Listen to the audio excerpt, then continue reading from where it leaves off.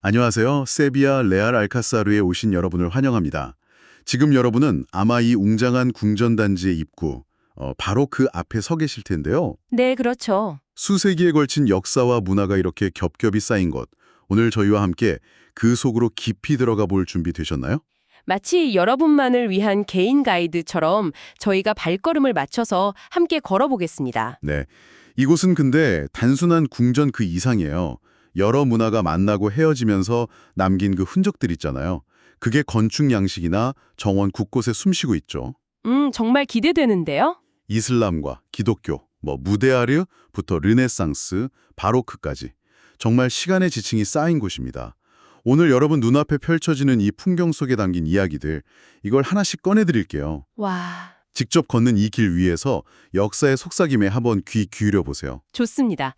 그럼 레알 알카사르, 그 매력적인 이야기 속으로 함께 걸어 들어가 보죠. 아, 잠시만요. 네, 입구에서 짐 검사 마치셨다면 바로 옆에 아마 한국어를 포함한 여러 언어로 된 오디오 가이드 QR코드가 있을 겁니다. 맞아요. 그거 편리하죠. 네, 저희 이야기에 더해서 참고하시면 더욱 풍성한 경험이 될 거예요.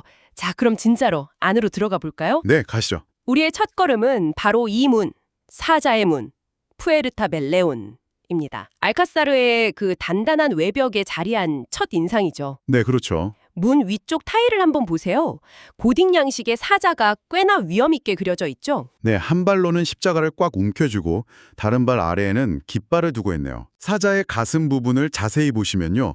라틴어로 아드 우트룸케라고 쓰여 있어요. 아, 네. 하나와 다른 하나를 위하여라는 뜻인데 원래는 뒤에 파라투스, 그러니까 준비된이라는 단어가 붙어서 모든 것에 준비된이라는 상당히 결연한 의미였다고 합니다. 모든 것에 준비된. 근데 이 사자 타일 장식 자체는 1892년에 만들어진 거라 사자의 문이라는 이름 자체는 비교적 최근인 19세기 말에 붙여진 거예요. 그럼 그전에는 다른 이름이었겠네요. 뭐라고 불렀나요? 원래 이름은 사냥의 문, 푸에르타 델라 몬테리아였습니다. 17세기 기록에 따르면 두 가지 설이 있어요. 네. 이곳을 자주 이용했던 페드로 1세 왕이 사냥 나갈 때 주로 이 문을 사용했기 때문이라는 설, 혹은 문 자체가 사냥 장면 부조로 장식되어 있었기 때문이라는 설이죠. 아하. 실제로 지금도 문 왼쪽 아치 옆을 보시면 그 다엽형 메달리언 부조가 희미하게 남아있는데 잘 보면 네 발 달린 동물의 형상이 어렴풋이 보여요. 오, 그렇군요. 페드로 1세의 아버지인 알폰소 11세가 사냥을 워낙 좋아해서 직접 책까지 썼다고 하니 왕가의 사냥과 깊은 관련이 있는 문이었던 그건 확실해 보입니다. 왕가의 사냥터로 들어가는 입구였군요. 자, 이제 이 문을 통과해서 안으로 들어가 보시죠. 뭔가 시간의 문턱을 넘는 기분인데요? 그렇죠. 들어오시죠. 문을 들어서면 바로 이 공간, 정의의 방, 살라데 후스티시아를 만나게 됩니다. 14세기 중반, 페드로 1세의 아버지인 알폰소 11세의 시대에 지어진 초기 무데하르 양식의 방이에요. 네. 무데하르라는 말 들어보셨죠? 아, 네. 그 무데하르는 아랍어로 길들여진 자, 그러니까 기독교 지배하에 남은 이슬람교도를 의미하잖아요. 네. 이 방처럼 기독교 건축에 이슬람 양식의 장식이나 기법이 섞인 그런 독특한 스타일을 무데하르 양식이라고 부르죠. 그렇군요. 이 방은 알폰소 11세가 이슬람 세력과의 그 중요한 전투에서 승리한 직후, 그러니까 1340년대에 지었을 가능성이 높은데요. 어쩌면 정복한 문화의 양식을 이렇게 차용하면서 승리를 과시하려는 그런 의도도 있었을지 모릅니다. 그런데 정의의 방이라는 이름과는 달리 이곳에서 꽤나 비극적인 사건이 있었다면서요? 네, 맞아요. 바로 이 방에서 페드로 1세의 명령으로 그의 이복 형제인 파드리케 알폰소가 암살당했다는 그 이야기가 전해지죠. 아, 페드로 1세는 잔혹왕이랑 정의의 왕이라는 상반된 별명으로 불렸는데 이런 역사를 보면 그 복잡한 인물성이 조금은 이해되는 것 같기도 하고요. 방 중앙의 분수랑 저 벽을 따라 놓인 타일 벤치를 보시면서 잠시 그 시절의 긴장감을 상상해 보는 것도 좋을 것 같네요. 자, 이제 옆으로 이동하면 분위기가 완전히 다른 안뜰이 나타납니다. 석고의 안뜰, 파티오 델 예소인데요. 여기는 공기가 다른 것 같아요. 그렇죠. 이 안뜰은 알카사르에서 가장 오래된 부분 중 하나예요. 12세기 말 알모하드 왕조 시대에 지어졌습니다. 알모하드 시대요? 네, 방금 본 정의의 방보다 거의 200년이나 앞선 시대의 공간이죠. 와, 중앙에 네모난 연못이랑 사방을 둘러싼 아케이드를 보세요. 특히 저 남쪽 아케이드는 칼리프 시대 양식의 기둥하고 정말 아름다운 석고세공으로 장식되어 있어요. 와, 벽면에 저 문양들 좀 보세요. 마치 레이스처럼 섬세한데요. 말발굽 모양 아치도 아주 독특하고요. 벽 전체를 섬세하게 뒤덮은 듯한 모습이죠. 셉카. 알모하드 건축의 대표적인 특징 중 하나예요. 오랫동안 벽 뒤에 숨겨져 있다가 19세기 말에 발견되어서 20세기 초에 복원된 덕분에 우리가 지금 이렇게 감탄할 수 있게 된 거죠. 아, 정말 다행이네요. 네, 알모하드 시대의 정수를 느낄 수 있는 아주 귀한 공간입니다. 이제 알카살의 중심부라 할 수 있는 넓은 안뜰, 사냥의 안뜰, 파티오 델라 몬테리아로 나왔습니다. 여기서 보면 정면에 아주 화려한 건물이 눈에 들어오죠. 네, 딱 보이죠. 저것이 바로 우리가 잠시 후에 들어갈 페드로 1세 궁전의 파사드입니다. 그리고 오른쪽에는 무역의 집, 카사데 콘트라타시온 건물이 보이네요. 무역의 집은 이름 그대로 1503년에 지어져서 스페인이 아메리카 대륙과 교역하던 황금기에 아주 중요한 역할을 했던 곳입니다. 아, 신대륙 교역이요? 신대륙과의 무역 계약을 관리하고 관련 상인들이 모이던 말하자면 스페인 제국 경제의 심장부 같은 곳이었죠. 그랬군요. 지금 보시는 저 아치형 복도, 그러니까 포르티코 갤러리는 17세기에, 동쪽 건물은 1755년 리스본 대지진 이후에 재건된 것입니다. 아, 지진부에 이 안뜰 아래에도 놀라운 비밀이 숨겨져 있다고요? 네, 바로 그거죠. 1997년에 이 안뜰 바닥 아래에서요, 1150년경, 즉 알모하드 시대에 지어진 궁전 유적이 발견되었습니다. 정말요? 이 아래요? 네, 페드로 1세가 자신의 궁전을 짓기 위해서 1356년에 철거했던 바로 그 이전 시대 궁전의 흔적이죠. 와, 그러니까 여러분이 서 계신 이 발밑에도 역사가 겹겹이 쌓여 잠들어 있는 셈입니다. 정말 이 장소가 어떻게 끊임없이 역사가 더 씌워지고 다른 문화가 공존해 왔는지를 발밑에서부터 보여주는 놀라운 증거예요. 발밑의 역사까지 느끼면서 이제 드디어 알카사르의 심장, 페드로 1세의 무데하루 궁전으로 들어섭니다. 네, 그쵸. 하이라이트죠. 1364년에서 1366년 사이 단 2년 만에 지어갔다고 하니 정말 놀라운 속도인데요? 입구 파사드부터 벌써 시선을 압도합니다. 맞아요. 이슬람과 기독교 양식이 이게 단순히 섞인 게 아니라 정말 독창적이고 아름다운 무데하르 스타일로 피어났어요. 네. 이 궁전은 기독교 왕인 페드로 1세가 그라나다의 이슬람 나스리 왕조 술탄 무하마드 5세와 맺었던 그 복잡한 관계 속에서 탄생했습니다. 아, 그라나드랑요? 네. 서로 경쟁하면서도 때로는 정치적 동맹이었던 이 관계 덕분에 왕위를 되찾은 무하마드 5세가 그 보답으로 그라나다와 톨레도에서 최고의 이슬람 장인들을 보내서 궁전 건축을 도왔다고 알려져 있죠. 아, 그래서 그라나다의 알람브라 궁전과도 비슷한 느낌이 드는 걸까요? 네, 맞아요. 두 궁전 모두 비슷한 시기에 대대적인 공사가 이루어졌기 때문에 서로 영향을 주고받았을 가능성이 큽니다. 어느 쪽에 먼저랄 것 없이 당대 최고의 기술과 예술이 집약된 결과물이죠. 페드로 1세가 이슬람 양식을 선택한 것은 단순히 미적인 취향 때문만은 아니었을 거예요. 이베리아 반도의 복잡한 정치 상황 속에서 자신의 권위를 세우고 동시에 이곳의 다문화적인 정체성을 건축으로 보여주려는 그런 전략적인 선택이었을 수도 있습니다. 궁전 입구 파사드를 좀 더 자세히 들여다볼까요? 중앙 부분이 마치 벽에 걸린 화려한 융단 같아요. 네, 그렇죠. 여러 겹의 아치, 그 다엽형 아치랑 섬세한 석고세공, 예세리아라고 하죠. 그리고 기하학적인 타일, 아술레호, 또 위쪽 처마 밑에 벌집 모양처럼 매달린 무카르나스 장식까지. 정말 눈을 뗄 수가 없네요. 네, 특히 저 화려한 목조 처마랑 문 위에 포도덩굴 문양 장식은 톨레도 장인들의 솜씨로 유명합니다. 아, 톨레도 장인들. 아치 위쪽 벽면에는 페드로 1세 가문의 상징인 성, 파스티아, 사자, 레온, 그리고 띠, 반다기사단 문양이 번갈아 새겨져 있고요. 그런데 저 위쪽 창문들 사이에 있는 푸른색 타일 장식이 정말 눈에 띄는데요. 자세히 보니 아랍어 글씨 같아요. 바로 그 부분입니다. 이번 탐방의 핵심적인 장면 중 하나죠. 자세히 보시면 아랍어 쿠핑 문자로 알라 외에는 승리자가 없다. 그러니까 왈라 갈립 일라 알라 라는 문구가 4번이나 반복되어 쓰여 있습니다. 와, 알라 외에는 승리자가 없다. 이게 바로 당시 경쟁자이자 때로는 동맹이었던 그라나다 나스리 왕조의 공식 모토입니다. 기독교 군주의 궁전에 이슬람 왕조의 표어가 새겨진 거죠. 와, 기독교황의 궁전에 이슬람 왕조의 모토라니 정말 파격적인데요?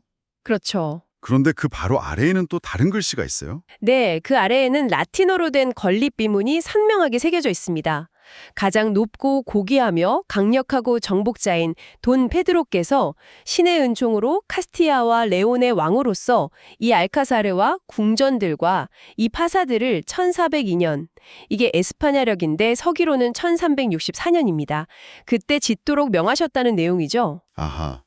이슬람 왕조의 모토와 기독교 왕의 건립 선언문이 이렇게 나란히 공존하는 모습이야말로 문화적 융합과 때로는 긴장감 넘치는 공존을 보여주는 무대하르 양식의 정수라고 할 수 있습니다. 네. 이 파사드 하나에 알카사르의 복잡한 역사가 응축되어 있는 듯해요. 정말 놀랍습니다. 자, 이제 안으로 들어가면 처녀들의 안뜰, 파티오 델라스 돈세아스가 우리를 맞이합니다. 이름에 얽힌 전설은 조금 슬프다고 들었는데 사실이 아니라면서요? 네, 과거 이슬람 통치자들이 기독교 왕국에 매년 처녀 100명을 공물로 바치게 있다는 전설에서 유래한 이름인데요. 역사적 근거는 희박합니다. 아, 그렇군요. 이름보다는 이 공간 자체의 아름다움에 집중해 보세요. 네. 아래층 아케이드는 페드로 1세 시대의 것이고 위층은 분위기가 또 다르네요. 맞습니다. 아래층 아케이드는 1360년대 페드로 1세 시대에 만들어졌죠. 이곳 아랍어 비문 중에는요. 페드로 1세를 술탄 돈 비드루라고 칭하는 것도 발견되는데 술탄이요? 네, 기독교 왕을 이슬람식 군주 칭호인 술탄으로 불렀다는 점이 아주 흥미롭습니다. 허. 위층 회랑은 약 200년 후인 16세기 신성 로마 제국 황제 카를 5세 때 르네상스 양식으로 증축된 것이고요. 한 공간에서 시간의 흐름을 느낄 수 있죠. 그리고 이 안뜰의 원래 모습은 지금과 달랐다고요? 네, 2002년의 고고학 발굴을 통해서 원래 중앙에 긴 수로랑 양옆으로 정원이 있는 형태였다는 것이 밝혀졌습니다. 아, 지금 보이는 이 모습이 복원된 거군요. 네, 맞아요. 지금 보시는 이 모습이 바로 그 당시의 이슬람식 정원 형태로 복원된 것입니다. 반짝이는 타일, 섬세한 아치, 그리고 중앙의 물길과 푸른 정원이 하늘과 어우러져 만들어내는 그 평화롭고 고요한 아름다움, 그걸 한번 느껴보세요. 이제 이 궁전에서 가장 화려하다는 대사들의 방, 살론 데 엠바하도레스로 들어왔습니다. 와, 입이 떡 벌어지네요. 특히 저 황금빛 돔 천장 좀 보세요. 그렇죠. 마치 밤하늘의 별들이 쏟아져 내리는 것 같아요. 그렇죠. 이 방은 원래 11세기 아바드 왕조의 궁전이 있던 자리에 페드로 1세가 개조했다는 설도 있지만 확실하진 않습니다. 기본적으로 네모난 방 위에 돔을 얹은 구조인데 이런 형태를 이슬람 건축에서는 쿠바라고 불러요. 쿠바? 네. 권위와 신성합을 상징하는 공간이죠. 저 육중한 나무문들도 정말 정교하게 만들어졌네요. 네. 1366년에 톨레도 장인들이 만든 목조문에는 완공 날짜하고 페드로 1세를 찬양하는 아랍어 비문이 새겨져 있습니다. 아, 우리가 지금 보고 있는 이 눈부신 황금빛 목조돔, 아르테소나도라고 하는데요.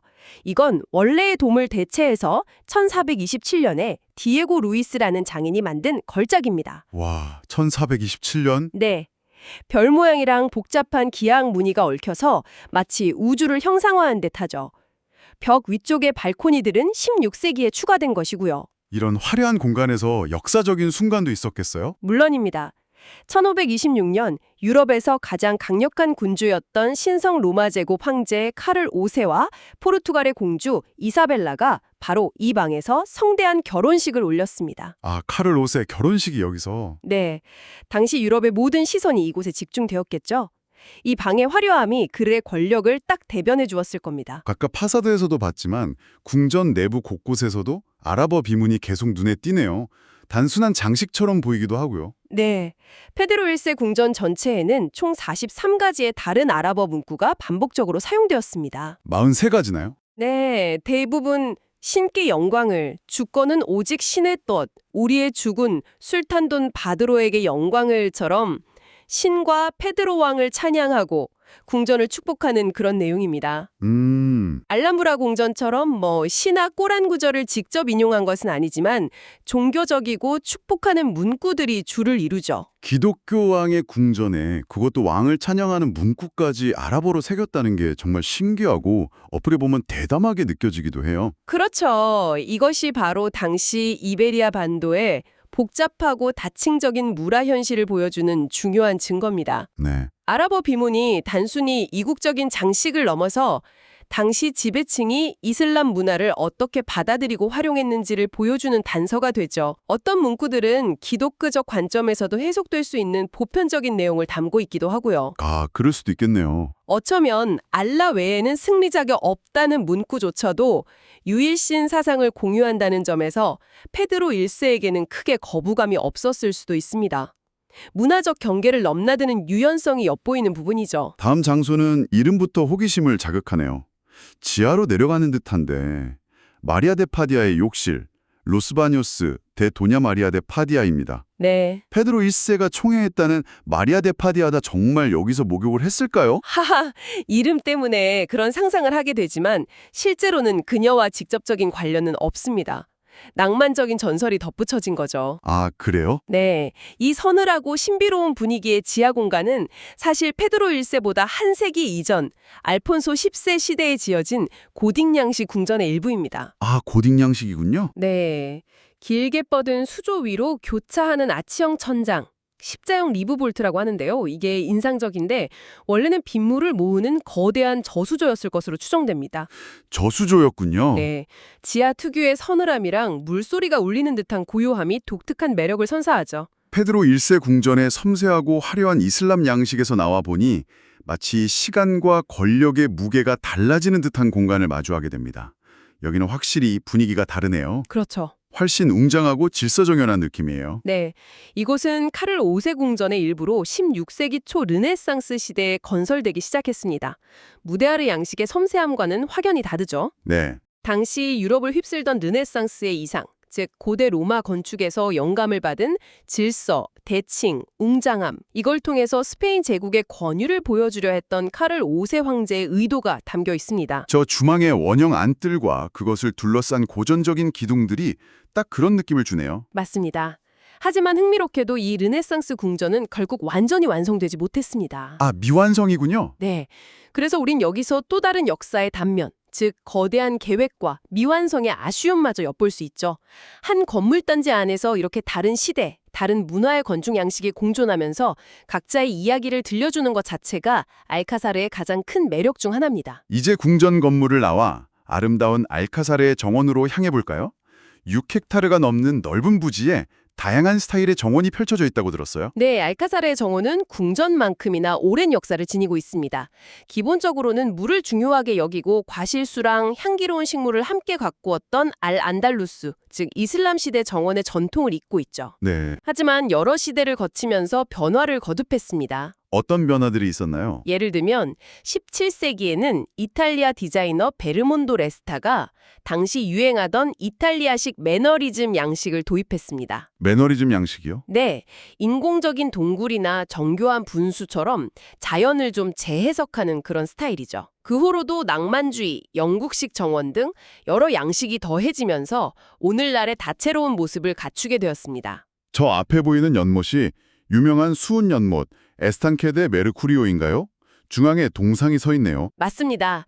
이 연못 자체는 알모하드 시대부터 있었을 가능성이 크고요.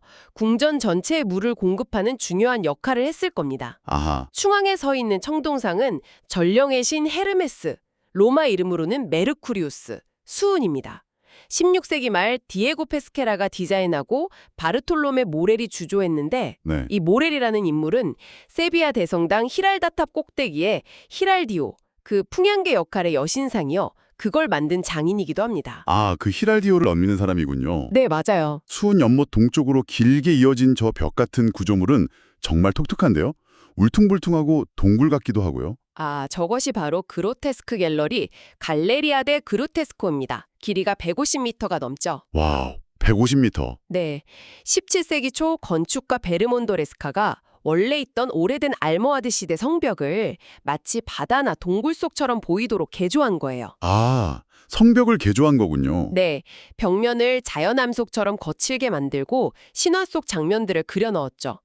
위쪽은 정원을 내려다볼 수 있는 멋진 전망대 역할도 하니 잠시 올라가 보시는 것도 추천합니다. 정원들이 정말 많네요. 다 둘러볼 수 있을지 모르겠어요. 모든 정원을 자세히 보기는 어렵겠지만 몇 군데 인상적인 곳만 더 둘러보죠.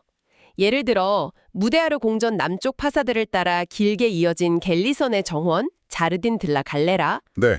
카를 5세의 흉상이 있는 꽃의 정원, 자르딘 라스플로레스도 있고요. 무대하루 공전과 바로 연결되는 왕자의 정원, 자르딘 델 프린스페에는 르네상스 정원 중 가장 오래된 곳 중 하나입니다.